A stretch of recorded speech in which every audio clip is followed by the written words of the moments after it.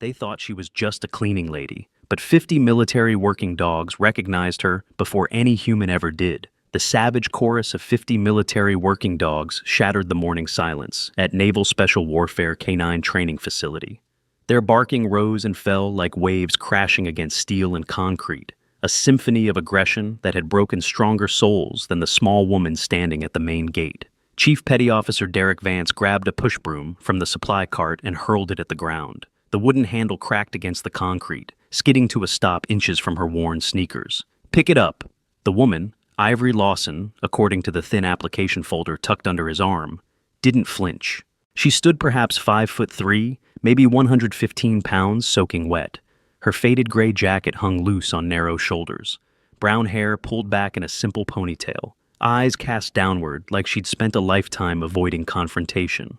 Derek stepped forward, his combat boots grinding the broom handle into the pavement. Behind him, Lieutenant Amber Nash uncrossed her arms long enough to check her manicure.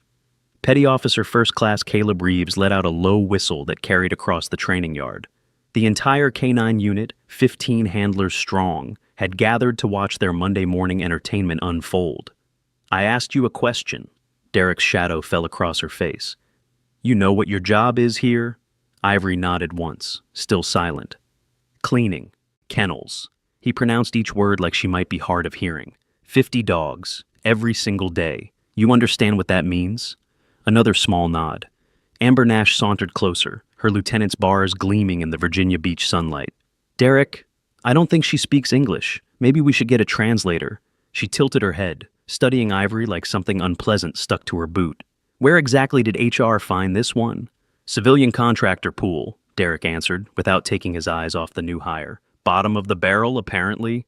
Laughter rippled through the assembled handlers. Petty Officer Second Class Mason Briggs pulled out his phone, angling for a better shot of the humiliation in progress. Ivory bent down and picked up the broom. "Good girl." Derek's lip curled into something that wasn't quite a smile. "Now, you'll start with Alpha Block. That's where we keep our most enthusiastic residents." He pointed toward a row of reinforced kennels where Belgian Malinois paced behind steel mesh, their amber eyes tracking every movement.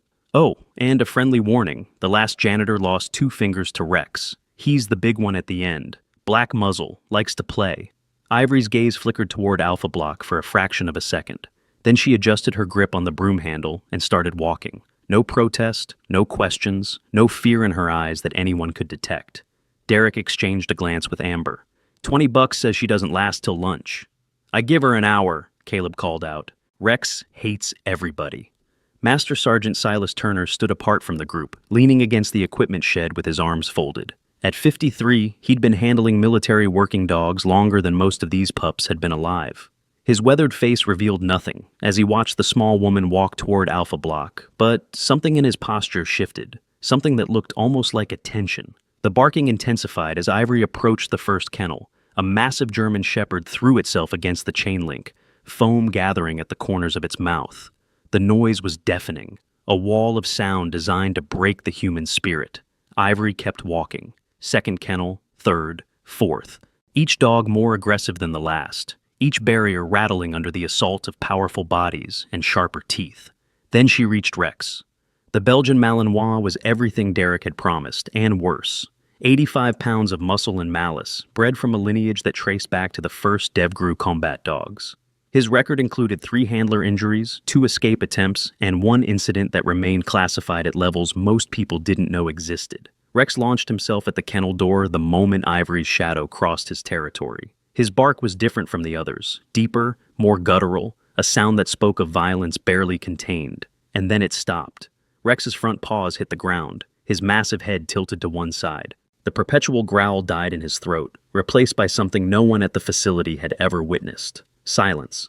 The dog sat down, ears flattened against his skull. Tail, a tail that had never wagged for anyone in 4 years of service, began a slow, uncertain sweep across the concrete floor. Ivory paused, just for a heartbeat. Then she continued toward the supply closet at the end of the row, leaving Rex staring after her with an expression that could only be described as recognition. "What the—" Derek's voice trailed off. Amber stepped closer to the kennel, her heels clicking against the pavement. Rex immediately lunged at the barrier, teeth bared, that familiar murderous intent restored in full. She stumbled backward, nearly losing her balance. Must be wearing some kind of pheromone spray, Caleb suggested, though his voice lacked conviction. Or maybe Rex is finally going soft. Silas Turner said nothing, but his eyes hadn't left Ivory since she'd picked up that broom, and the furrow between his brows had deepened into something approaching genuine curiosity. The morning crawled forward in a haze of bleach and animal waste. Ivory moved through Alpha Block with methodical efficiency, cleaning each kennel without incident while the handlers watched from a safe distance. Every dog she approached went quiet. Every snarl died before it fully formed. It was as if she carried some invisible shield that the animals could sense but the humans could not comprehend. Mason Briggs got bored around 0900 hours. He'd been assigned to shadow the new janitor, Derek's orders, but watching someone shovel waste wasn't exactly stimulating entertainment. When Ivory entered the last kennel in Alpha Block to clean around the water basin, Mason saw his opportunity. The lock clicked shut with a satisfying metallic snap. He walked away whistling, phone already in hand to text the good news to the group chat. Inside the kennel, Ivory straightened. The dog occupying this space was named Titan, a German shepherd with a bite force that had been measured at 430 pounds per square inch and a temperament that had resulted in his removal from active deployment. He was, according to every evaluation on file, impossible to rehabilitate. Titan rose from his corner, hackles raised, lips peeling back to reveal teeth that could crush bone like kindling. Ivory set down her brush. She turned to face him, her movement slow and deliberate. No fear flickered across her features. No panic quickened her breath. She simply looked at the dog the way one might regard an old friend encountered after years apart. Titan advanced. 1 step, 2. His growl filled the enclosed space like thunder. Ivory didn't retreat, didn't speak. She lowered herself into a crouch, making herself smaller, less threatening. Her eyes met Titan's directly, a challenge in canine terms, a declaration. The German shepherd lunged and stopped. His muzzle was inches from her throat when something in his brain overrode every trained instinct. The growl faded. The tension bled from his massive frame. Titan whined once, a sound of confusion and something deeper, then sank to his belly and laid his head across Ivory's knee. 10 feet away, hidden behind the equipment rack, Fern Cooper watched with her hand pressed over her mouth. The veterinary technician had been on her way to administer Titan's weekly supplements when she'd spotted Mason Briggs locking the kennel door with someone still inside. By the time she'd found the emergency keys, she'd expected to walk in on a tragedy. Instead, she found a miracle. "How did you—" Fern's voice came out barely above a whisper. "He's never let anyone touch him. Not in 3 years." Ivory looked up, her expression unchanged. "He's not angry. He's scared. There's a difference." She rose smoothly to her feet, gave Titan a brief scratch behind the ear, and collected her cleaning supplies. The dog watched her go with those intelligent amber eyes, tail thumping against the concrete in a rhythm that matched something ancient and instinctual. Fern fumbled with the kennel door. "I should report what happened. Mason can't just—" "Please don't." The 2 words stopped Fern mid-sentence. Not because of their volume, Ivory had spoken so softly the syllables barely carried, but because of what lay beneath them. An exhaustion that had nothing to do with physical labor. A resignation that spoke of battles fought in arenas far beyond this training facility. "I'm just here to do a job," Ivory continued, already walking toward the next block. Nothing more. Fern watched her go, questions multiplying with every step the stranger took. Questions she suspected wouldn't have easy answers. Commander Raymond Hayes received the morning's incident report at 11:32. He read it twice, then summoned Derek Vance to his office with a single terse message: "Get up here, now." The commander's office occupied the 2nd floor of the administration building, overlooking the main training yard where handlers were running their dogs through obstacle courses. Hayes stood at the window with his back to the door when Derek entered. "Explain to me," Hayes said without turning around, "why we have a civilian contractor with no background in animal handling, no security clearance beyond basic, and no apparent qualifications being locked in kennels with dogs that have been flagged for behavioral rehabilitation." Derek's jaw tightened. "Sir, I wasn't aware. You weren't aware that Petty Officer Briggs decided to turn a woman's first day of employment into some kind of hazing ritual." Hayes finally turned, his gray eyes cold enough to frost glass. "Or you weren't aware that I would find out." "Sir, the kennel incident was a liability, a potential lawsuit, and most importantly, a distraction from the real work this facility is supposed to be conducting." Hayes moved to his desk, picking up a thin folder. Ivory Lawson, applied through the standard civilian contractor pool. References check out. Former cleaning jobs, nothing remarkable. HR approved her 3 days ago. Sir, with respect, there's something off about her. The dogs, what about them? Derek hesitated. Putting his suspicions into words felt foolish, like admitting to believing in ghosts. They respond to her, all of them. Even Rex, even Titan. It's not natural. Hayes studied the folder in his hands. Have you considered the possibility that she simply has experience with animals that didn't make it onto her application? I've considered a lot of possibilities, sir. Consider this one instead. Hayes closed the folder with a snap. She has a 1-week trial period. If she causes problems, we terminate the contract. If she doesn't, we leave her alone and focus on the Pentagon evaluation coming up. Are we clear? Crystal, sir. Derek left the commander's office with his shoulders tight and his mind racing. Something about that woman didn't add up. The way she moved, the way she held herself. The absolute absence of fear when any sane person would have been terrified. He'd seen that kind of stillness before, in operators coming back from deployments they couldn't talk about, in veterans who'd left pieces of themselves in places that didn't appear on any map. But that was impossible. She was a janitor, a nobody, wasn't she? Before we go any further, I want to take a moment to thank everyone who has been watching. Right now, 73% of viewers haven't subscribed yet.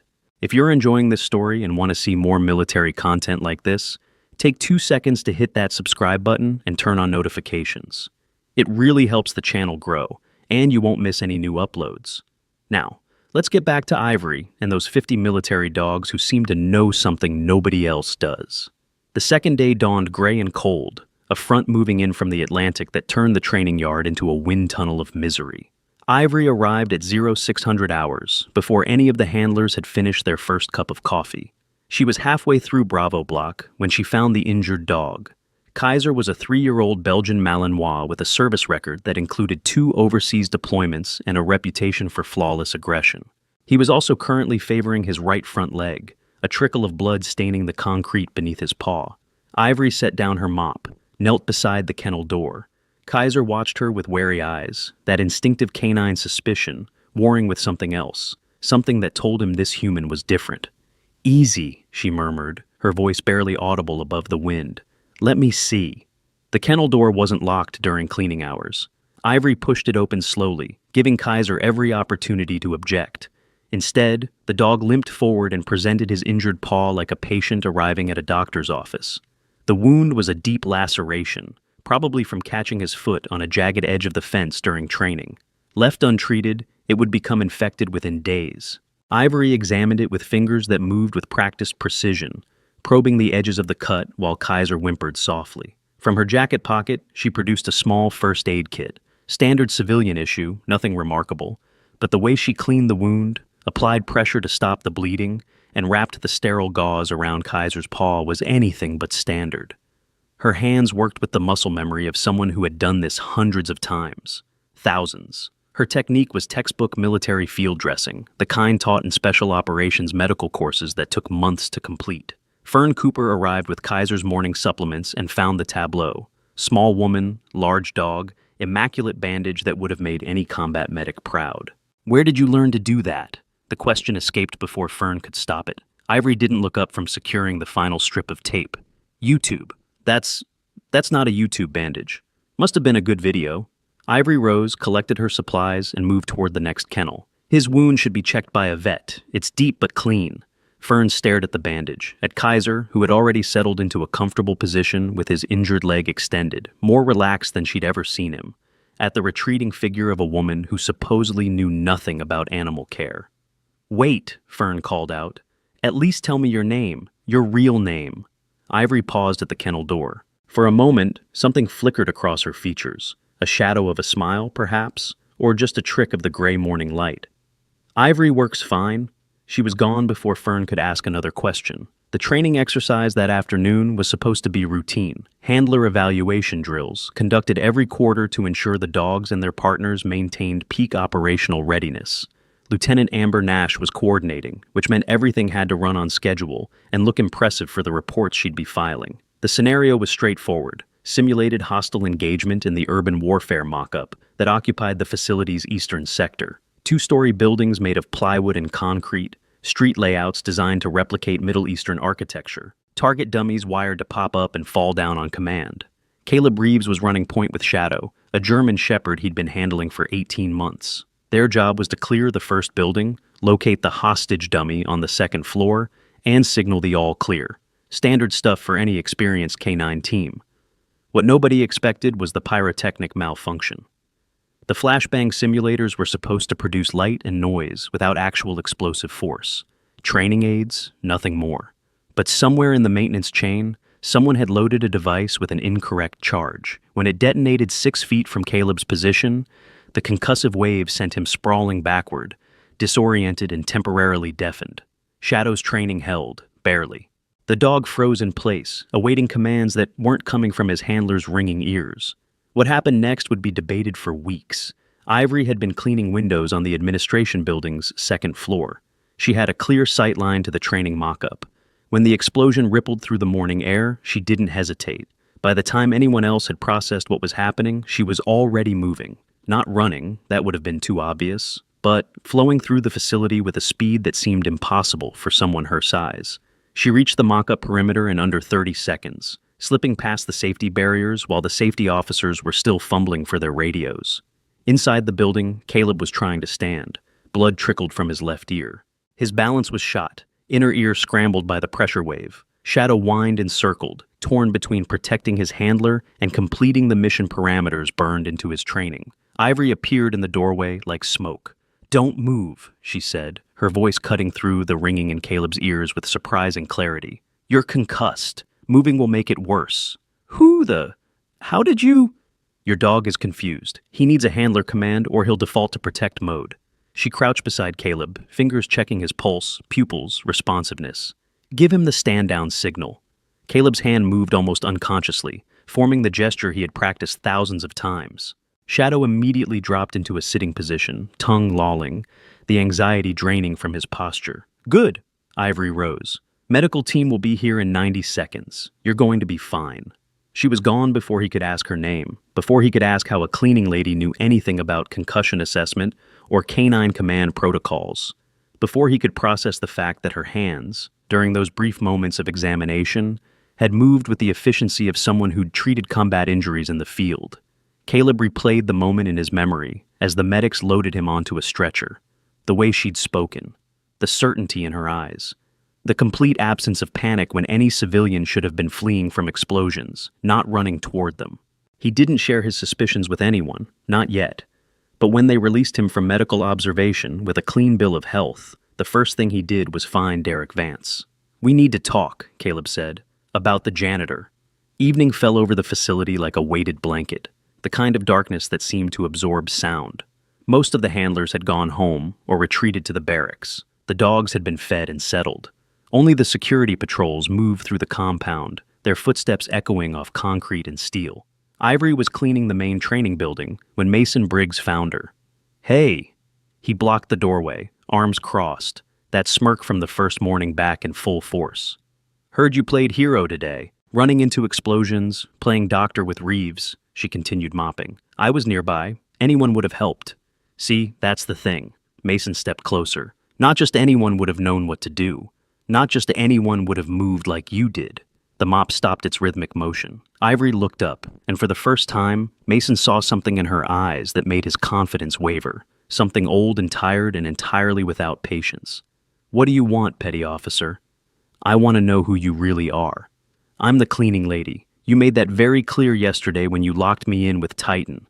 Mason's jaw tightened. "That was just hazing, I know." She resumed mopping. "Shouldn't you be getting ready for the evaluation tomorrow? I understand the Pentagon team is quite particular about protocol." How did she know about the Pentagon evaluation? The information hadn't been shared with civilian contractors. Mason's eyes narrowed, but before he could press further, the lights flickered. A siren split the night. The compound alarm, 3 short blasts followed by 1 long, echoed off every building. Perimeter breach, eastern fence line. Mason's training kicked in automatically. He sprinted for the armory, Ivory forgotten in the sudden case of boots pounding and dogs barking, and radios crackling with urgent commands. Within minutes, the facility transformed into a controlled hurricane of activity. Handlers retrieved their dogs. Security teams deployed to the breach point. Floodlights blazed to life, turning night into harsh artificial day. Commander Hayes coordinated from the operations center, his voice steady despite the tension crackling through every channel. "I want eyes on the eastern perimeter. Now. Who triggered the sensor?" The answer came back confused, contradictory. Motion detected, but no visual confirmation. Thermal cameras showed nothing. The breach had either been a malfunction or something capable of moving without generating a heat signature. While the security team searched the fence line, nobody noticed Ivory Lawson standing alone at the edge of Alpha Block. Her eyes tracked the darkness beyond the floodlights. Her posture shifted subtly into something that didn't look anything like a cleaning lady. She reached into her jacket pocket and withdrew a small object, a challenge coin, worn smooth by years of handling. The design was impossible to make out in the darkness, but her thumb traced its contours like a prayer. Then, as quickly as it had appeared, the coin vanished back into her pocket. Ivory retrieved her mop and bucket and walked toward the supply closet, just another invisible worker beneath notice while warriors responded to threats she wasn't supposed to understand. The Eastern Perimeter incident was declared a sensor malfunction by morning, but the dogs knew better. Every canine in Alpha Block had gone silent during those 37 minutes. Not the aggressive silence of a hunt, but the alert stillness of recognition, as if they were waiting, watching, protecting something no human had thought to identify. Day 3 brought clouds that hung low enough to touch, and with them came Lieutenant Amber Nash's renewed determination to put the janitor in her place. "Vance tells me you have experience with animal handling," Amber announced, intercepting Ivory on her way to the supply closet. Two junior handlers flanked the lieutenant, their expressions conveying equal parts curiosity and anticipation. "Funny thing to leave off your application," Ivory kept her eyes down. "I've had pets, nothing professional."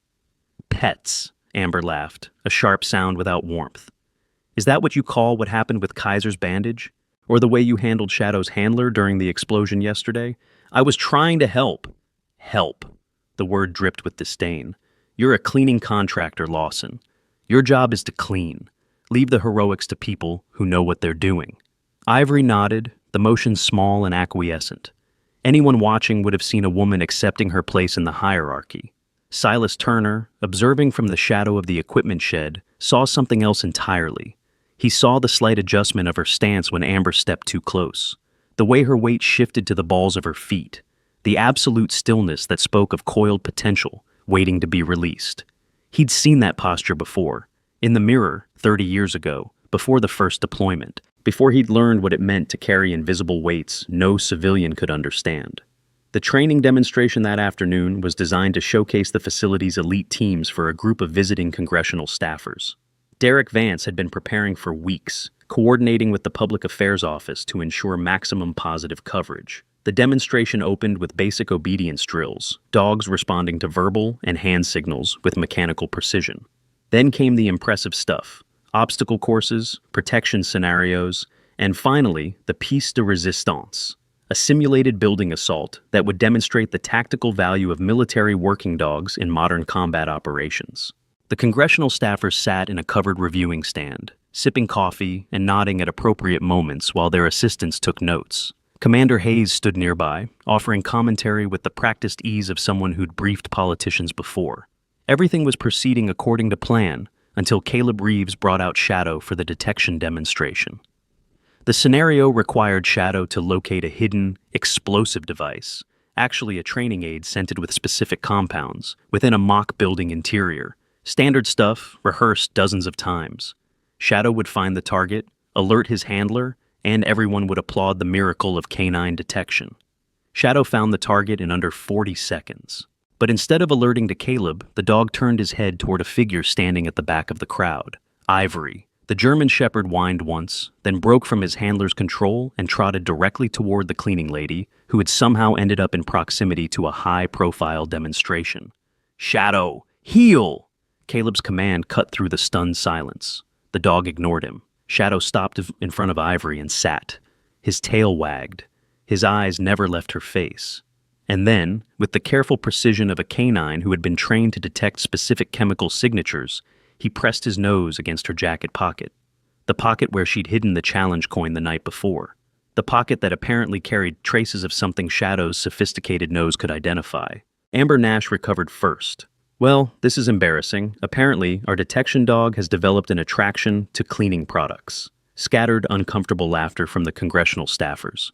Caleb hurried forward to retrieve Shadow, his face flushed with humiliation. Commander Hayes stepped in with a smooth redirect, launching into an explanation of how sensitive the dog's noses could be to unfamiliar scents. But Silas Turner wasn't looking at the politicians, or the embarrassed handler, or even the dog. He was watching Ivory's hand. Just for a moment, so brief it could have been imagination, her fingers had pressed against that jacket pocket. A protective gesture. A reflex. What was she hiding in there that a military detection dog would alert to? More importantly, why did she have it in the first place? The fallout from the Shadow incident was contained but consequential. Derek Vance pulled Ivory aside after the congressional delegation departed, his voice low and dangerous. "I don't know what game you're playing," he said, "but it ends now." "I'm not playing any." "The dogs follow you around like lost puppies. You appear out of nowhere during explosions. Detection dogs alert on you during demonstrations."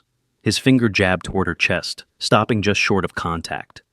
"You're going to tell me the truth, or I'm going to have security escort you off this facility permanently." Ivory met his eyes for the first time since she'd arrived.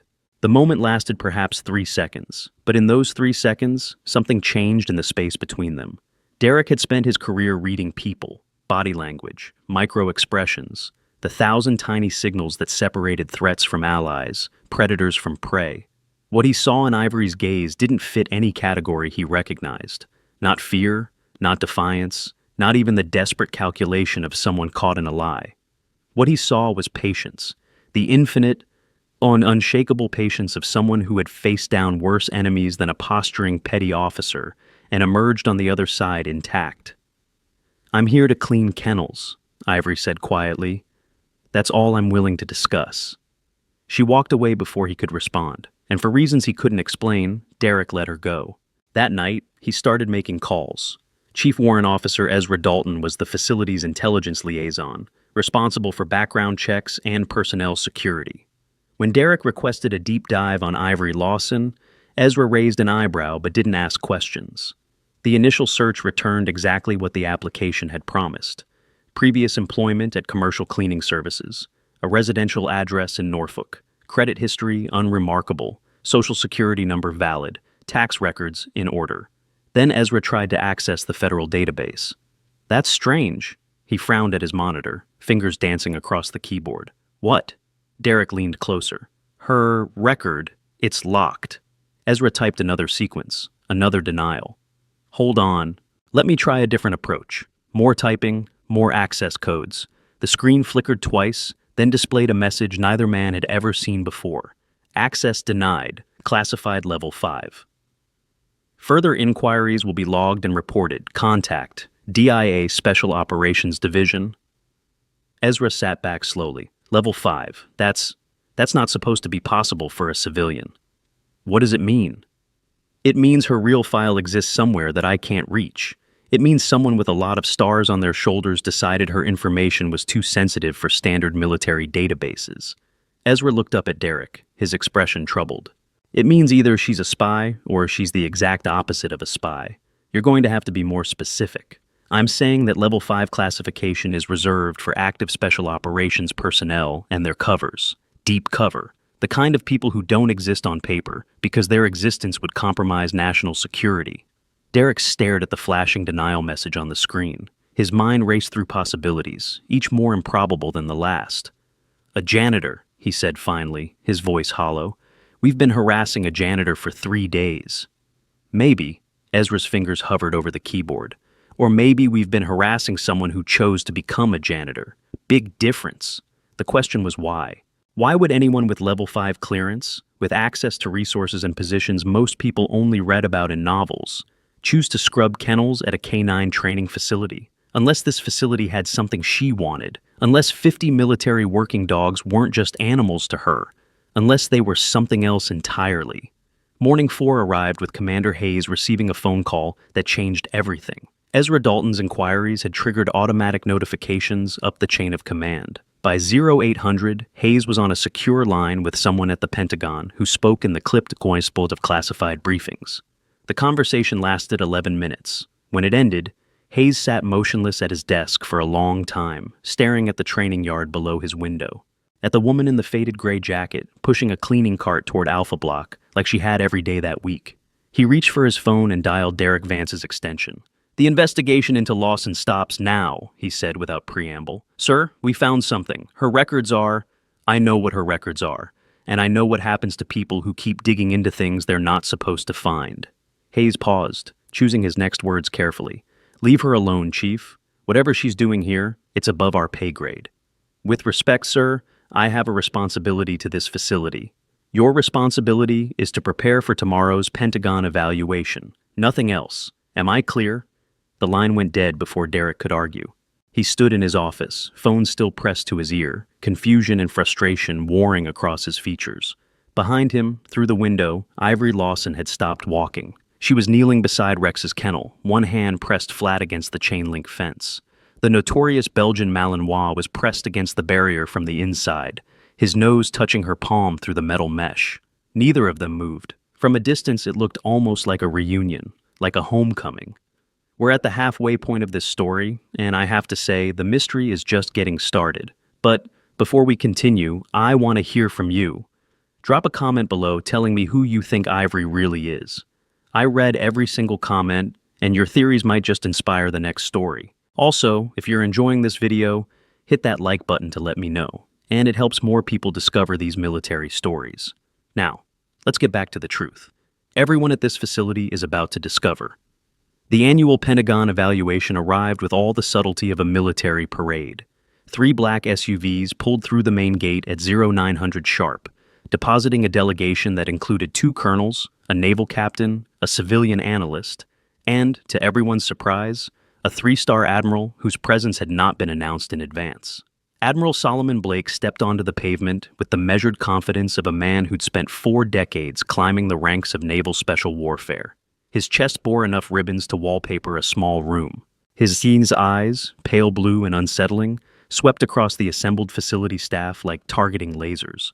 "Quite a reception," he remarked to Commander Hayes. "I don't remember requesting a parade. Sir, we weren't expecting—" "That's the point, Commander." The Admiral's attention had already moved on, cataloging details, filing observations. "I prefer to see things as they actually are, not as they're presented." Gunnery Sergeant Logan Pierce emerged from the 3rd SUV, a Marine Corps liaison whose presence suggested this evaluation carried weight beyond routine inspection. He carried a tablet and an expression that suggested he'd rather be anywhere else. The morning's scheduled demonstrations proceeded with the precision of a Swiss watch. Obstacle courses cleared, detection scenarios completed, basic obedience executed flawlessly. Commander Hayes narrated from the reviewing stand while his handlers performed with the desperation of soldiers who knew their careers depended on every detail. It was during the attack dog demonstration that everything began to unravel. Derek Vance was coordinating the exercise, a simulated hostile engagement in which Rex would pursue and detain a volunteer wearing protective equipment. The scenario had been rehearsed exhaustively, every variable accounted for, every contingency planned. Every contingency except the one that actually happened. The volunteer was a young ensign named Peters, selected because he could run fast and knew how to fall safely when 85 pounds of Belgian Malinois slammed into his back. He took his position at the far end of the training yard, raised his padded arm as the target, and waited for the signal. Derek released Rex with the attack command. The dog launched like a missile, covering ground with terrifying speed. Peters braced himself, weight forward, ready to absorb the impact. Then Rex veered, not toward Peters, not toward the designated target at all. The Belgian Malinois changed direction mid-stride, his powerful legs churning as he accelerated toward the spectator area, toward the cleaning lady standing at the edge of the crowd with her mop and bucket. "Rex! High IR! Stop!" Derek's commands bounced off the dog like rain off armor. Rex had never disobeyed a direct order in 4 years of service, had never broken pursuit once locked onto a target, had never shown the slightest deviation from his programming, until now. The dog reached Ivory at full speed and did something that made every handler in attendance question their sanity. He stopped, sat, pressed his massive head against her leg and whined. The sound that emerged from Rex was nothing like the aggressive vocalization they had all heard 1,000 times. This was the whimper of a child finding a lost parent, the cry of recognition that transcended training, conditioning, and 4 years of carefully cultivated violence. Admiral Blake rose from his chair. His expression had transformed from polite boredom to something much more intense. "Commander Hayes," he said, his voice carrying across the suddenly silent training yard. "Who is that woman?" Hayes opened his mouth to respond, but Derek Vance was already moving. The embarrassment of having his dog malfunction during a Pentagon evaluation had curdled into rage. He crossed the distance to Ivory in seconds, grabbed her shoulder, and spun her around to face him. "What did you do to my dog?" "Nothing. Don't give me that." His grip tightened. First Titan, then Kaiser, then Shadow, now Rex. Every dog on this facility responds to you like you're some kind of... "Chief Vance," Admiral Blake's voice cracked like a whip. "Release that woman immediately." Derek's hand dropped reflexively. He turned to face the Admiral, confusion warring with the instinct to obey that had been drilled into him since basic training. Blake descended from the reviewing stand, his movements deliberate. The other members of the Pentagon delegation remained seated, sensing they were witnessing something beyond their clearance level. "Your name," the Admiral said, stopping 3 feet from Ivory. "Your full name." She didn't answer immediately. Her eyes were fixed on something beyond the Admiral's shoulder, a patch on Gunnery Sergeant Pierce's uniform, a specific designation that apparently meant something to her. "My name is Ivory Lawson," she said finally. "I'm a cleaning contractor." "You're lying." The words hung in the air like smoke. Nobody breathed. Even Rex had gone utterly still, his dark eyes moving between the two humans, as if watching a tennis match played at a frequency only he could perceive. Admiral Blake studied her face for a long moment. Then his attention dropped to her hands, to the small scars that marked her fingers like a roadmap of old injuries, to the calluses that shouldn't exist on someone who pushed mops for a living. "Your hands," he said quietly. "Those are handlers' hands. Professional grade. Years of work with bite suits and combat harnesses." His gaze rose to meet hers. "You're K9, aren't you? Or you were." Ivory said nothing. "The dogs know." Blake gestured at Rex, still pressed against her leg. "Animals don't lie. They can't.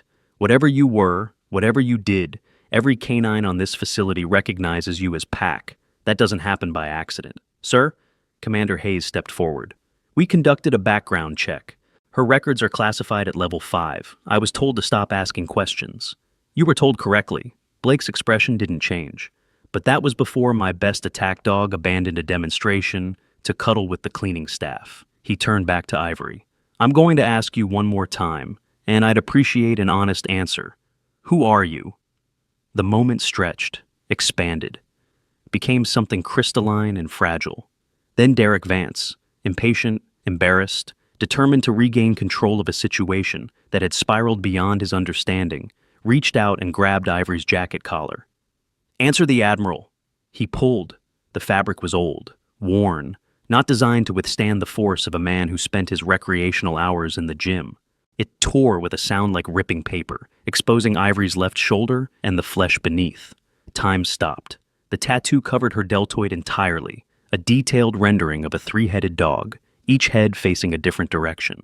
Cerberus, guardian of the underworld, rendered in black ink with geometric precision.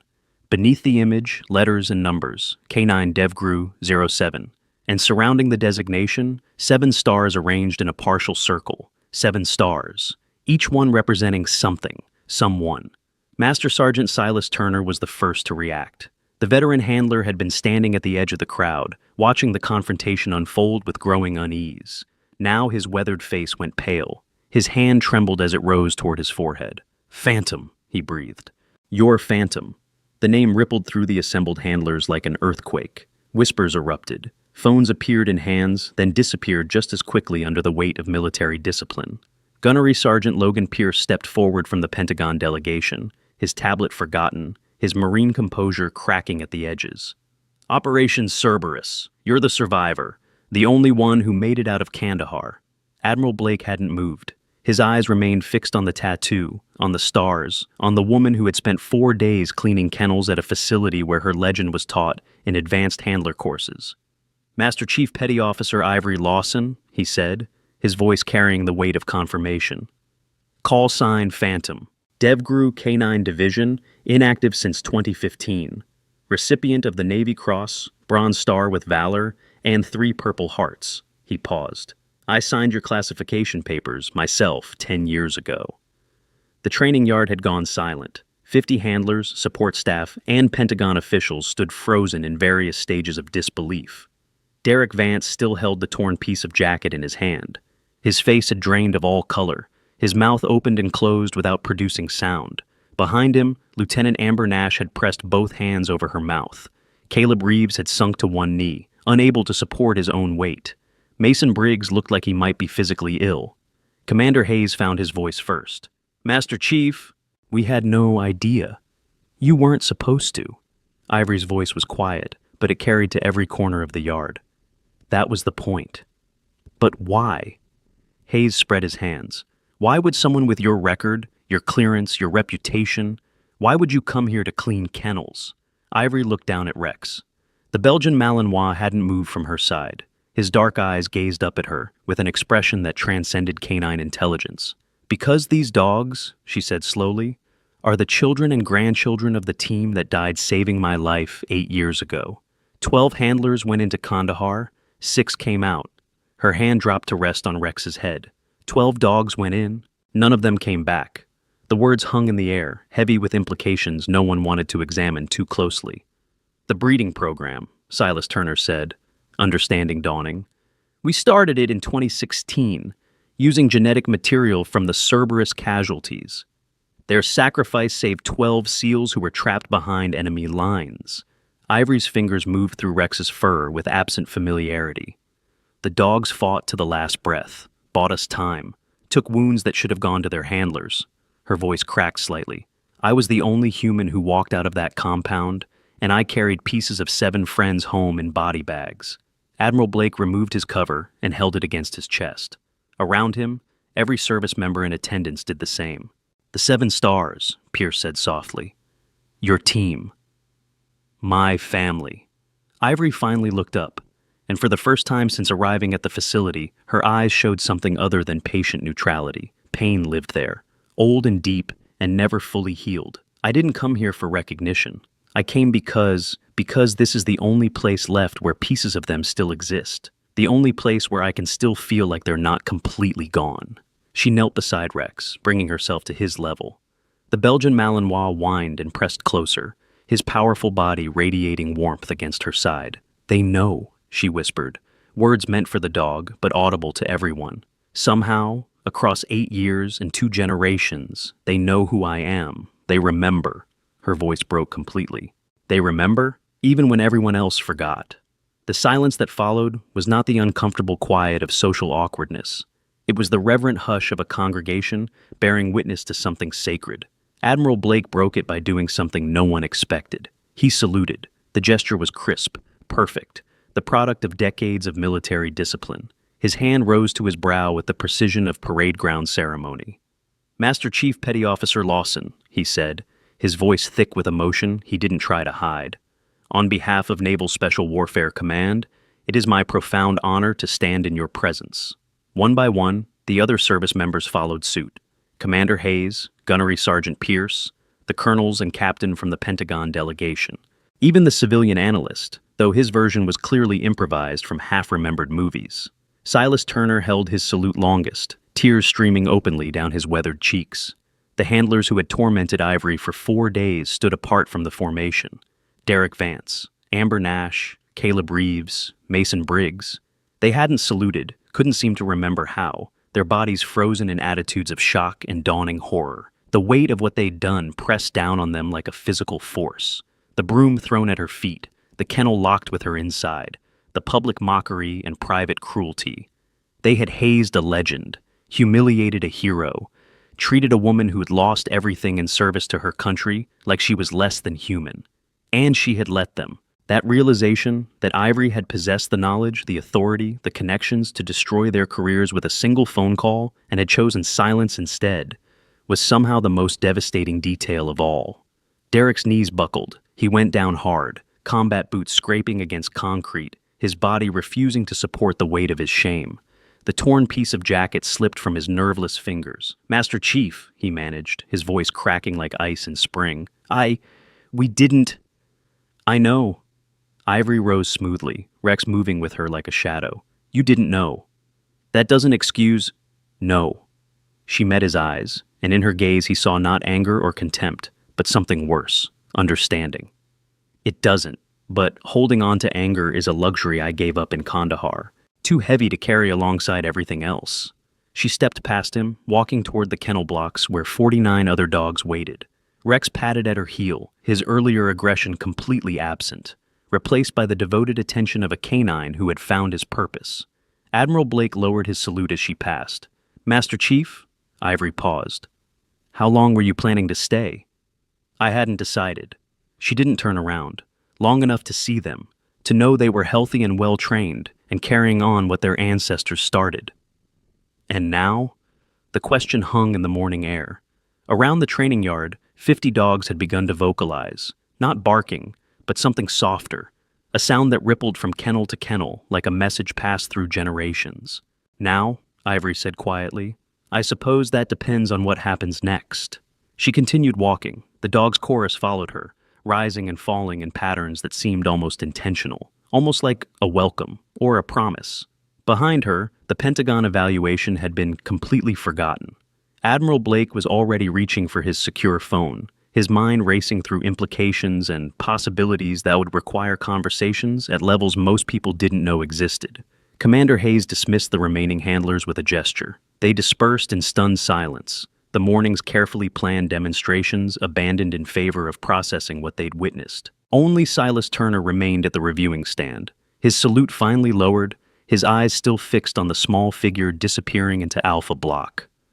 "Phantom," he murmured to himself, testing the name like a word in a foreign language. After all this time.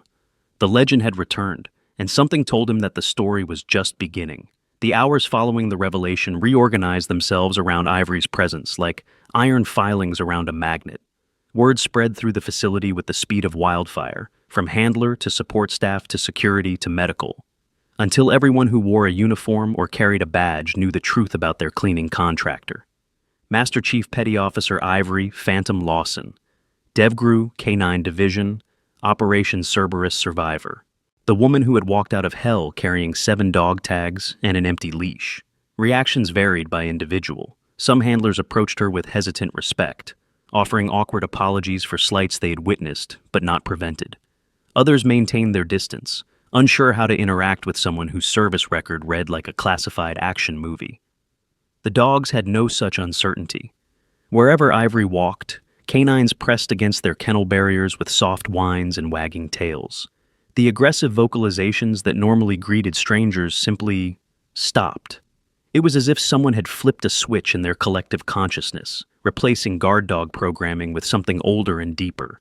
Pack recognition, family reunion. Silas Turner found her in Bravo Block around 1400 hours, sitting cross-legged on the concrete floor with 4 Belgian Malinois arranged around her like a protective detail. They weren't leashed, weren't commanded. They'd simply followed when she sat down and arranged themselves according to some internal protocol no human had taught them. "May I?" Silas gestured at an empty space on the floor. Ivory nodded without looking up. "They won't mind. They know you're not a threat." He lowered himself carefully, joints protesting the position his 53-year-old body was too old to maintain comfortably. The nearest Malinois, a female named Storm, sniffed his hand once, then returned her attention to Ivory.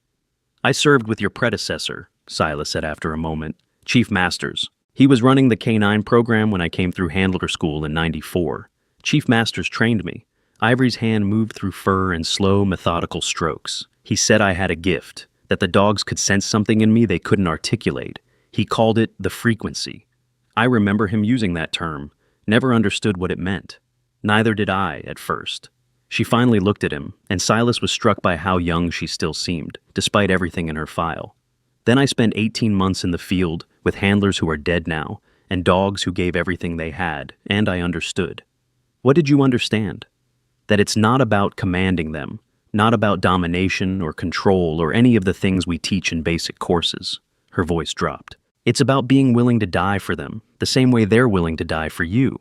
They can sense that commitment, feel it somehow, and once they know you'll go all the way, that you won't hesitate, won't flinch, won't ever put yourself above the pack, they'll follow you anywhere."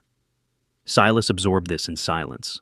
Around them, the 4 Malinois had settled into various stages of relaxation, their breathing synchronized with Ivory's in a way that seemed almost mechanical. Operation Cerberus, he said carefully. The file is still classified. Most of us only know the basics. The basics are enough. Are they? Ivory's hand stilled on Storm's flank. For a long moment, she didn't speak. Then, we were sent to extract a high-value target from a compound in Kandahar province. Intelligence said minimal opposition, standard snatch and grab. Intelligence was wrong. Intelligence is always wrong. No bitterness in her voice, just statement of fact. They had us pinned within the first 5 minutes. 3 handler teams down before we reached the primary building. The dogs, they kept fighting even when their handlers fell. Bought us time we shouldn't have had. Silas had heard variations of this story before.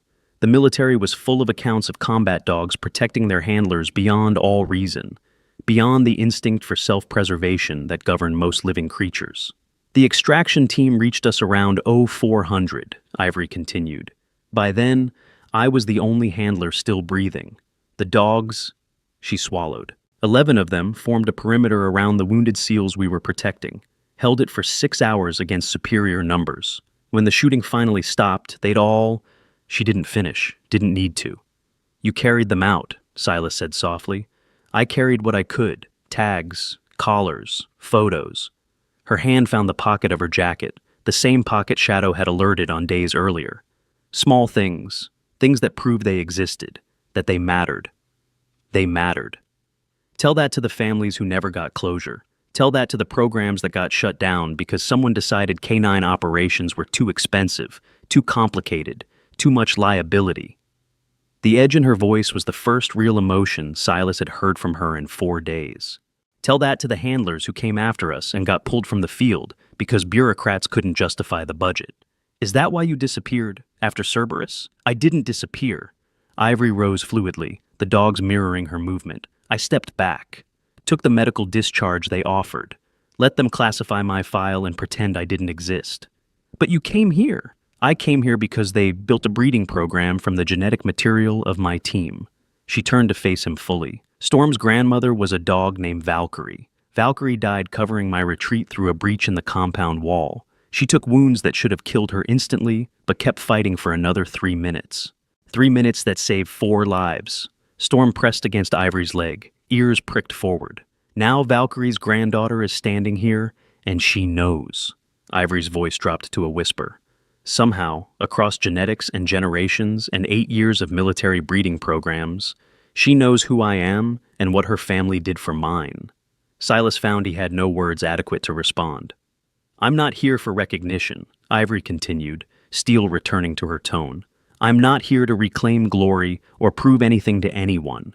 I came because these dogs are the only family I have left, and I wanted to make sure someone was taking proper care of them. And are we? Taking proper care? The question hung between them, heavier than it should have been. You're training them to be weapons, Ivory said finally. That's the job. That's what they're bred for. But weapons break, Silas. They wear down. They need maintenance and care, and someone who sees them as more than tools. Is that what you saw here? Tools? I saw handlers who'd forgotten, or never learned, that these animals would die for them without hesitation.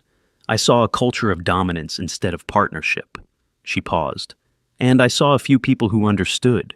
You, Fern, the Admiral. The Admiral knew who you were. He suspected. A ghost of something that might have been a smile crossed her features. Solomon Blake was a captain when I came through advanced training. He signed off on my field certification. We haven't spoken in years, but some things you don't forget. Before Silas could respond, a commotion erupted near the main gate. Radio chatter spiked. Dogs throughout the facility began barking in patterns that suggested alarm rather than excitement. Ivory's posture shifted instantly. The relaxation of moments ago replaced by coiled alertness that transformed her entire bearing. What is it? Silas asked, scrambling to his feet. Perimeter alert. Her head tilted, processing sounds no ordinary person would have noticed. Eastern fence. Same section as 2 nights ago. That was a sensor malfunction. Was it? She was moving before he could answer. Storm and the other 3 Malinois falling into formation around her like a military escort. The dogs hadn't been commanded, hadn't been signaled. They simply knew what she needed and provided it. Silas followed, his mind racing through tactical possibilities while his instincts screamed that something was very, very wrong. The eastern perimeter revealed nothing obvious. Security personnel swept the fence line with flashlights, while handlers restrained dogs straining at their leashes. Whatever had triggered the sensors was either gone or never physically present. Admiral Blake had joined Commander Hayes at the mobile command post, their expressions grim in the floodlight glare. "Second incident in 4 days," Blake was saying as Ivory approached. "Same section of fence, same lack of evidence. Could be wildlife," Hayes offered. Deer don't trigger thermal sensors without leaving a heat signature." Blake turned as Ivory entered the command area. "Master Chief, your assessment?" She didn't answer immediately. Instead, she moved to the fence line, Storm padding silently at her heel. Her eyes tracked the darkness beyond the perimeter lights, searching for something the others couldn't see. "The dogs knew," she said finally. "Both times. They went quiet before the alarms triggered." "Quiet how?" "Alert silence, pack behavior. They were tracking something." "Tracking what?" Ivory's hand found her jacket pocket. The challenge coin inside pressed against her palm. "I don't know yet." She turned back to face the Admiral. "But I'd suggest increasing patrols and implementing handler teams on the eastern approach. Whatever's out there, it's not wildlife." Blake studied her for a long moment. "You think it's connected to you?" "I think I've learned not to believe in coincidences." The Admiral nodded slowly. "Commander Hayes, implement the Master Chief's suggestions. I want this perimeter locked down until we understand what we're dealing with." "Yes, sir." As the security team scrambled to comply, Ivory remained at the fence line, her silhouette stark against the floodlights. Storm pressed against her leg, the Malinois' attention fixed on the same darkness her handler studied. "What are you looking at?" Silas asked softly, joining her at the barrier. "Ghosts," Ivory murmured. "Or maybe something worse. Worse than ghosts?" She didn't answer, but her hand never left that pocket, fingers wrapped around a coin that carried secrets she hadn't shared with anyone in 8 long years. Secrets that, if the eastern perimeter breach meant what she suspected, might not stay buried much longer. The night refused to yield its secrets. Security teams swept the eastern perimeter until 0300 hours, finding nothing but shadows and the restless stirring of 50 dogs who sensed what their human counterparts could not detect. Ivory didn't sleep. She spent those dark hours walking the kennel blocks, Storm trailing behind her like a 4-legged shadow. Each dog she passed received a moment of attention, a touch, a word, a silent acknowledgement that transcended the barrier of species. By the time dawn painted the Virginia coast in shades of pink and gold, something had shifted in the facility's atmosphere. The handlers who arrived for morning duty moved differently, spoke differently, looked at the cleaning contractor with new eyes that held equal parts reverence and shame. Derek Vance found her in Alpha Block at 0630. He stood at the entrance for a full minute before she acknowledged his presence, her attention focused on Rex's coat as she brushed matted fur with practiced strokes. "Master Chief." The title felt foreign in his mouth. Wrong, somehow, for a woman he'd thrown a broom at 4 days earlier. "Chief Vance." She didn't look up. "I need to—" He stopped, started again. "What I did, what we all did, there's no excuse." "No, there isn't." The blunt agreement hit harder than any rebuke. Derek had prepared himself for anger, for recrimination, for the justified fury of a superior officer who'd been disrespected in ways that should end careers. This quiet acceptance was infinitely worse. "I've submitted my resignation," he said. "Commander Hayes has it on his desk." The brushing stopped. Ivory turned, and for the first time since his arrival, she looked directly at him. Her expression remained neutral, but something flickered in the depths of her eyes. "Why?" "Because I failed." His voice cracked on the word. "Not just you, everyone. The GUSA, the program, everything Chief Masters built and everything you sacrificed to protect." He swallowed hard. "I became exactly the kind of handler I swore I'd never be. Arrogant, dismissive, so convinced of my own importance that I couldn't see what was standing right in front of me. And resignation fixes that? It's accountability." "No." Ivory set down the brush and rose to face him fully. "Resignation is escape. It's walking away from the mess you made instead of cleaning it up."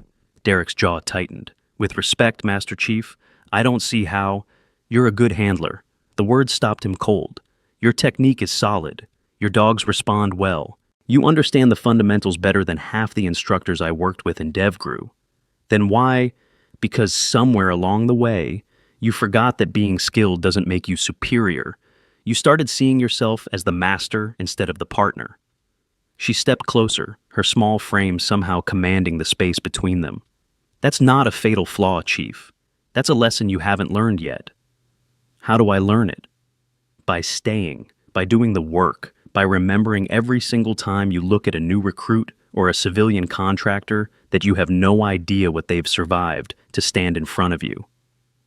The silence stretched between them like a bridge being built one plank at a time. My resignation, Derek said finally.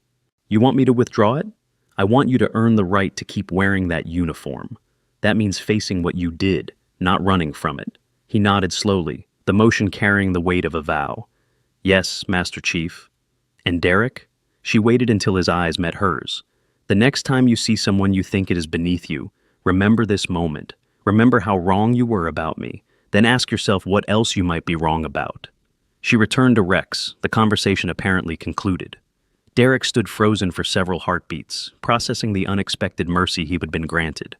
Then he turned and walked toward Commander Hayes' office to retrieve his resignation letter. The morning brought consequences that rippled outward like waves from a stone dropped in still water. Lieutenant Amber Nash requested a transfer to administrative duties, unable to meet the eyes of handlers who'd witnessed her treatment of Ivory. Her request was denied pending a formal review of her conduct. Petty Officer First Class Caleb Reeves approached Ivory during the mid-morning break, his earlier arrogance completely absent. He didn't speak, couldn't seem to find words adequate to the task. But he knelt beside her as she examined a young Malinois' teeth and simply observed, learning, absorbing, beginning the long process of unlearning everything he'd assumed about dominance and control. Mason Briggs was the hardest case. He found Ivory alone in the equipment shed around 1100 hours, his face a mask of conflicting emotions. The memory of locking her in Titan's kennel sat between them like a physical presence. I could have killed you. His voice was barely audible. That first day, when I locked the door, if Titan had attacked, he wouldn't have. You didn't know that. Yes. Ivory sorted through a box of training equipment, her movements unhurried. I did. How? How could you possibly? Because I've spent more time with military working dogs than I've spent with humans. She pulled out a worn leather leash and examined it. I know their body language, their warning signs, their tells. Titan wasn't aggressive in that kennel. He was afraid. Afraid of what? Of himself. Of what he might do if someone pushed him too far. She met Mason's eyes. Sound familiar? The young petty officer flinched as if struck. I'm not going to tell you it's okay, Ivory continued. What you did was cruel and potentially lethal. You used your position to terrorize someone you perceived as perilous. I know, but I'm also not going to destroy your career over it. She set down the leash. You remind me of someone I knew once. Same chip on the shoulder, same need to prove himself by pushing others down. Who? Me, 20 years ago. The admission seemed to cost her something. I was angry and scared, and convinced that the only way to survive was to make sure everyone else knew their place beneath me. What changed? I met the dogs. A ghost of a smile crossed her features. They don't care about rank or posturing or who has more ribbons on their chest. They respond to authenticity, to the person underneath all the armor we build. Mason was quiet for a long moment. I don't know how to be that person. Then learn. That's what this program is supposed to teach. She picked up her equipment and moved toward the door. Start by apologizing to Fern Cooper. She was terrified when she found me in that kennel. She thought she was going to witness a mauling. She saved you. She tried to. That matters more than you might think.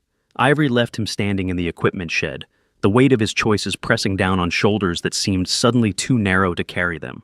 Admiral Blake remained at the facility through the morning, conducting meetings that weren't listed on any official schedule. By noon, he'd assembled a group in Commander Hayes' conference room that included Ivory, Silas Turner, Gunnery Sergeant Pierce, and Chief Warrant Officer Ezra Dalton. What I'm about to discuss doesn't leave this room. Blake's tone carried the gravity of classification levels most people never encountered. Is that understood? Nods around the table. Master Chief Lawson's presence here isn't coincidental. The Admiral pulled a folder from his briefcase. Actual paper, Ivory noted, not digital files that could be hacked or traced. 3 months ago, we received intelligence suggesting that details of Operation Cerberus had been compromised. The temperature in the room seemed to drop several degrees. Compromised how? Hayes asked. Names, locations, tactical details that were never supposed to exist outside of secure facilities. Blake opened the folder, revealing photographs and documents covered in redaction marks. Someone has been selling information about our canine operations to foreign actors, not just Cerberus, multiple missions spanning the last decade. The perimeter breaches, Ivory said quietly. We believe they're connected. Blake nodded. This facility houses the descendants of the Cerberus dogs. More importantly, it houses the breeding records and genetic databases that make our canine program unique. That information in the wrong hands could compromise years of operational security. You think someone is trying to access the facility? I think someone already has. The Admiral's eyes found Ivory's. The first breach occurred 2 days after you arrived. The second, 4 days later. Either that's coincidence, or someone is very interested in your presence here. Silas leaned forward. Master Chief, do you have any idea who might be targeting you specifically? Ivory's hand found her jacket pocket. The challenge coin inside had never felt heavier. The 7 stars on my tattoo, she said slowly. 6 of them represent handlers who died at Cerberus, but there were 7 of us on that mission. 7 handlers? Pierce checked his tablet. The official record shows 6 casualties. The official record is incomplete. Ivory withdrew the coin from her pocket and placed it on the table. The design was visible now, the same 3-headed dog as her tattoo, surrounded by text too small to read at a distance.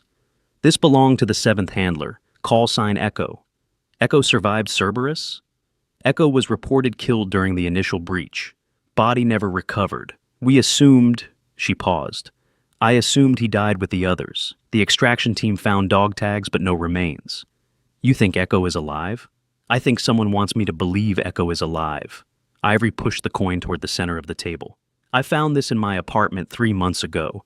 No note, no explanation. Just the coin, placed on my pillow while I was sleeping. Admiral Blake picked up the coin, examining it with narrowed eyes. This is authentic. These were only issued to handlers who completed DevGru K9 advanced training. Echo completed training 6 months before I did. He was the best handler I ever worked with. If he survived Cerberus... Ivory shook her head. If he survived and never contacted anyone in 8 years, there's a reason. And that reason probably isn't good. You came here because you thought he might make contact. I came here because this facility is the only connection left to what happened in Kandahar. If Echo is alive, if he's been compromised or turned or simply lost, this is where he'd eventually appear. The implications settled over the room like a shroud. So, we have a potential asset or threat with intimate knowledge of our most sensitive canine operations, possibly working with foreign actors, and definitely monitoring this facility. Hayes rubbed his temples. Wonderful. What do you need from us, Master Chief? Blake asked. Time and access. Ivory retrieved the coin, returning it to her pocket. If Echo is out there, he'll make contact eventually. When he does, I want to be ready.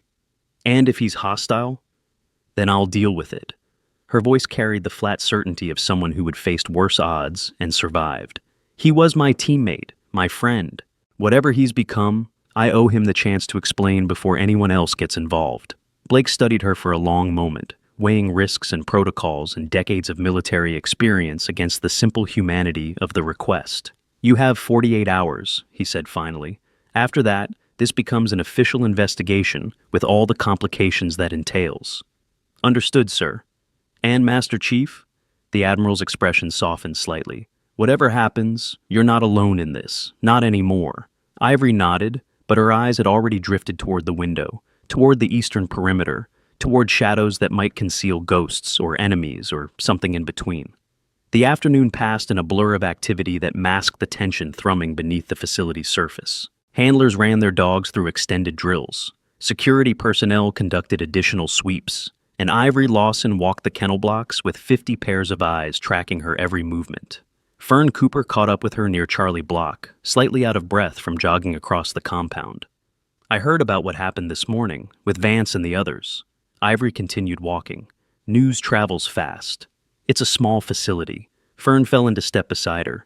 People are saying you convinced Derek to stay, that you're not pressing charges against Mason, that you've been forgiving.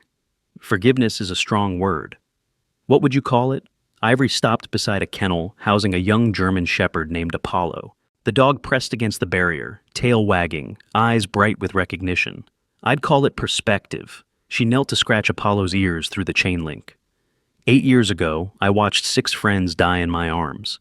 I carried their bodies to a helicopter that shouldn't have reached us in time. I spent 18 months in rehabilitation, learning to walk again after the wounds I took. Fern was silent, waiting. During that time, I had a lot of opportunities to be angry, to blame the intelligence officers who gave us bad information, to blame the command structure that put us in an impossible position, to blame myself for surviving when better people didn't. Ivory's voice remained steady, but something in her posture had shifted. I chose not to. Why? Because anger is heavy, and I was already carrying enough. She stood, giving Apollo one final pat. The people who hurt me this week, Derek, Amber, Caleb, Mason, they're not villains. They're humans who made mistakes. The same kind of mistakes I've made. The same kind everyone makes when they forget that the world is full of stories they'll never know. That's very philosophical. That's very practical. A genuine smile flickered across Ivory's features. Carrying grudges takes energy. I'd rather spend that energy on things that matter, like the dogs, like the handlers who want to learn, like making sure that the next generation of K9 teams doesn't repeat the mistakes that got my team killed. Fern absorbed this in silence. Then, Commander Hayes mentioned you've been offered a position here, official consultant to the training program. He mentioned it. Are you going to take it? Ivory's gaze swept across the kennel blocks, taking in the rows of dogs and handlers and the entire ecosystem of training and discipline that represented Naval Special Warfare's K9 program. I haven't decided yet. There's something I need to resolve first. Before Fern could ask what that something was, the facility's alarm system erupted into screaming life. Not the perimeter alert from previous nights. This was the full facility lockdown. 3 long blasts followed by continuous tone, indicating an active threat on the grounds. Ivory was moving before the first alarm cycle completed. The chaos that followed would later be reconstructed from security footage, handler reports, and the confused accounts of personnel who couldn't quite explain what they'd witnessed. At 17:42 hours, an unidentified individual breached the eastern fence line. Unlike previous incidents, this breach was unmistakable, a clean cut through the chain link, professional grade, executed with tools that didn't exist in civilian markets. Security responded within 90 seconds, converging on the breach point with weapons drawn. They found nothing. The intruder had vanished into the facility's interior, moving with a speed and skill that suggested extensive training. Commander Hayes coordinated from the operations center, his voice steady despite the adrenaline flooding his system. I want handler teams on every block. Lock down the kennels. Nobody in or out until we've swept the entire facility. Sir, the dogs are going crazy. Derek Vance's voice crackled over the radio. They're not responding to commands. What do you mean not responding? I mean they're ignoring everything. All of them. They're focused on something else. Hayes pulled up the kennel camera feeds and felt his blood run cold. 50 military working dogs stood at attention in their individual enclosures. Not barking, not pacing, standing perfectly still, every head oriented in the same direction, toward Alpha Block, toward Ivory Lawson, who stood alone in the center of the compound, with her arms at her sides and her eyes fixed on the shadows beyond the floodlights. Master Chief, Hayes' voice carried through the facility's PA system. Get to the bunker, now! She didn't move. Master Chief Lawson, that is a direct order. We have an active threat on... I know. Her voice was calm, impossibly calm given the circumstances. He's here. Who's here? The shadows at the edge of the floodlit zone shifted, coalesced, became a figure that stepped into the light with the measured confidence of someone who had been waiting for this moment for a very long time. The man was perhaps 40 years old, lean and weathered in ways that suggested decades of hard living. He wore civilian clothes, dark jacket, cargo pants, boots that looked military surplus. His face was partially obscured by a beard that hadn't been trimmed in months, but his eyes were unmistakable. Hello, Phantom. His voice carried across the compound, rough with disuse. It's been a while. Echo. The name emerged from Ivory's lips like a prayer, like a curse. You're supposed to be dead. I've been a lot of things. He moved closer, his gait revealing the slight limp of someone carrying old injuries. Dead, missing, forgotten. Seems like you're the only one who remembers the truth. What is the truth? That I didn't die in Kandahar, that I've spent 8 years trying to find out who sold us to the enemy, who gave our positions to the people who killed our team. His hands remained visible, palms forward, a gesture of non-aggression that Ivory recognized from countless tactical scenarios. And I found them. Who? Echo's smile was bitter. Was bitter. That's what I came to tell you. Commander Hayes' voice boomed through the PA system. Unidentified individual, get on the ground with your hands visible. Security teams, prepare to engage. No. Ivory's command cut through this chaos. Stand down. Master Chief, he breached our perimeter. He's one of us. She turned to face the operations center, her small frame somehow commanding attention from every person on the facility. He's one of ours, and I'm taking responsibility for whatever happens next. The standoff lasted perhaps 30 seconds. Security personnel with weapons trained on the intruder, Ivory standing between them like a human shield. Echo frozen in the floodlights, with that bitter smile still twisting his lips. Admiral Blake's voice came over the radio, calm and authoritative. Security teams, lower your weapons. Let the Master Chief handle this. The tension didn't dissipate. It transformed. Weapons lowered but remained ready. Personnel held their positions but watched with a new quality of attention. You owe me an explanation. Ivory faced Echo fully. 8 years of silence. 8 years of thinking you died in my arms. Do you have any idea what that did to me? I know exactly what it did. His voice cracked. I watched, from a distance. I saw you go through rehab, saw you take the discharge, saw you disappear into civilian life and try to forget everything we were.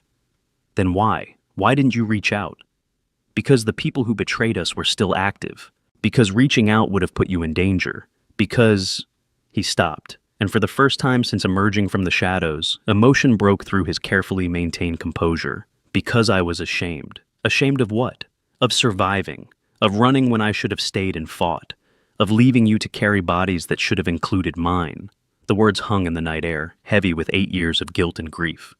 I didn't run. Echo's voice dropped to barely above a whisper. I was captured. Held for 3 days before I escaped.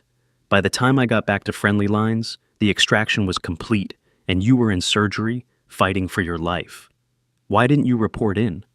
Because I'd seen things. Heard things. The people who ambushed us knew our positions, our timing, our extraction routes. They knew because someone told them. Who? Echo shook his head. Not here, not like this. I have documentation, years of evidence, but the people involved are powerful, connected. If I reveal what I know in the wrong circumstances, then we go somewhere safe. Ivory took a step toward him. Come inside. Let Admiral Blake hear what you have. Let the system work. The system is compromised. His voice hardened. Don't you understand? I've spent 8 years proving that. The leak goes higher than anyone wants to believe. Then we burn it down together, the way we should have from the beginning. Brother and sister in arms, separated by years and lies, finally standing close enough to touch. The compound held its breath, waiting for a resolution that seemed impossible. Echo's resistance crumbled in stages. First the tension in his shoulders, then the defensive set of his jaw. Finally, the wall behind his eyes that had protected him through 8 years of lonely investigation. You always were the stubborn one, he said quietly. Someone had to be. A sound interrupted them, not human, but canine. A whine that started in Alpha Block and spread kennel by kennel until 50 dogs were vocalizing in unison. Not barking, not aggressive, something more primal, recognition. They know you. Ivory glanced toward the kennel blocks. The same way they knew me. Their ancestors saved my life too. Echo's voice was thick. In Kandahar, after I was captured. When I escaped, it was one of our dogs who found me in the desert and led me to safety. Which one? Reaper. The name was a reverent whisper. He was wounded but still moving, still fighting. He stayed with me for 2 days until I reached friendly territory. Died in my arms 1/2 mile from the extraction point. Ivory's eyes went to Rex's kennel, where the Belgian Malinois stood pressed against the barrier, his dark eyes fixed on Echo, with an intensity that transcended ordinary canine awareness. Rex is Reaper's grandson, she said. 2nd generation, same lineage. Echo followed her gaze, and something in his expression shattered. He looks just like him. They all do. In different ways, different combinations, but the bloodline is there. The memory. Is that why you came here? To see what was left of them? I came here because I was tired of being alone. Tired of pretending that part of my life didn't exist. Ivory reached out and took his hand. the first physical contact they'd had in 8 years. I came because family is supposed to be together. Echo gripped her hand like a drowning man clutching a lifeline. The moment was interrupted by Admiral Blake approaching with Commander Hayes at his side. Security personnel maintained their positions, but their weapons were holstered, the immediate crisis apparently resolved. Master Chief, Blake's voice carried professional courtesy with an undertone of genuine concern. I assume you can explain what's happening here. Admiral, this is Chief Petty Officer Marcus Webb, call sign Echo. DevGru K9 Division, same team as me. Ivory didn't release Echo's hand. He survived Kandahar and has spent the last 8 years investigating the intelligence leak that compromised our mission. Webb was declared killed in action. Webb was declared a lot of things that turned out to be wrong. Blake studied the newcomer with eyes that had evaluated threats for 4 decades. Chief Webb, you breached a secure military facility. You've been operating outside the chain of command for 8 years. You have approximately 60 seconds to convince me you're not an enemy combatant. Echo met the Admiral's gaze without flinching. Sir, I have documentation proving that our mission in Kandahar was deliberately compromised by someone within DevGru command structure. Names, dates, financial transactions, communications intercepts, everything you need to identify and prosecute the people responsible for killing my team. And you couldn't bring this through proper channels? With respect, sir, the proper channels are compromised. That's the whole point. Blake was silent for a long moment. Then he turned to Hayes. Commander, have your people stand down. Chief Webb will be taken to the secure briefing room for debriefing. Master Chief Lawson, you'll accompany him. Yes, sir. And Webb? The Admiral's voice hardened. If I find out you're lying, if any of this is fabrication or misdirection, I will personally ensure you spend the rest of your life in a cell so deep they'll have to pump sunlight to you. Are we clear? Crystal, sir. The procession that formed, Admiral, Commander, 2 veterans of a mission that had never officially happened, surrounded by security personnel whose confusion was evident in every step, made its way toward the administration building. Behind them, 50 dogs finally broke their silence, not barking, not howling, something that could only be described as singing, a harmonic vocalization that rose from every kennel simultaneously and filled the night air with sound that seemed almost otherworldly. They sang as the handlers who'd almost destroyed their connection walked past. They sang for the reunion they'd somehow known was coming. They sang for family, the pact that death and distance and 8 years of separation had failed to break. The debriefing lasted through the night and into the following morning. Echo's documentation was everything he'd promised and more, a meticulously assembled case that implicated figures whose names made Admiral Blake's face go pale with recognition. By 0800, secure calls were being made to offices in Washington that didn't appear on any organizational chart. By noon, investigators were en route. By evening, the first arrests would be made in what would eventually become the largest internal security breach in DevGru history. But that was politics. That was justice. That was the system finally working the way it was supposed to. What mattered more, what Ivory would remember long after the investigations concluded and the perpetrators faced trial, was the moment in the kennel block at dawn. Echo knelt beside Rex's enclosure, his hand pressed against the chain link, as the Belgian Malinois pressed back from the other side. Neither of them moved. Neither of them needed to. The conversation happening between man and dog transcended words. He knows you, Ivory said softly. He knows what I was. Echo's voice was rough with emotion. What we all were. What his family died protecting. The breeding program was designed to preserve their genetics, their capabilities. No one expected it would preserve this. Maybe that's the part that matters most. Echo looked up at her. The part that can't be quantified or measured or put into training manuals. The connection. Ivory nodded slowly. Commander Hayes offered me a position here, she said. Official consultant. Rebuilding the handler training program from the ground up. Are you going to take it? I think I have to. She looked out over the kennel blocks, at the 50 dogs who'd known her on sight, who'd protected her with their silence, who'd sung when Echo emerged from the darkness. They need someone who understands what they're carrying, someone who can teach the handlers that these aren't weapons, they're partners, family. Their legacy, Echo added, everything we built, everything we lost, everything that survived because these animals refused to let it die. Will you stay? Help me? The question hung between them, weighted with 8 years of separation and the complicated dance of reconnection. I don't know if I can. Echo's voice was honest. I've spent so long running, investigating, surviving, I don't know if I remember how to stay. Then learn. Ivory echoed the words she'd spoken to Derek Vance the morning before. That's what this program is supposed to teach. Echo was quiet for a long moment. Then, slowly, a genuine smile broke through the weathered exhaustion of his features. You always were the stubborn one. Someone had to be. If this story moved you, I have a favor to ask. Share it with someone who appreciates military heroes and the bonds they form with their canine partners. And if you haven't subscribed yet, now is the perfect time. Hit that bell so you never miss stories like this. The video on screen right now features another incredible military story I think you'll love. Thank you for staying until the end. You're the reason this channel exists.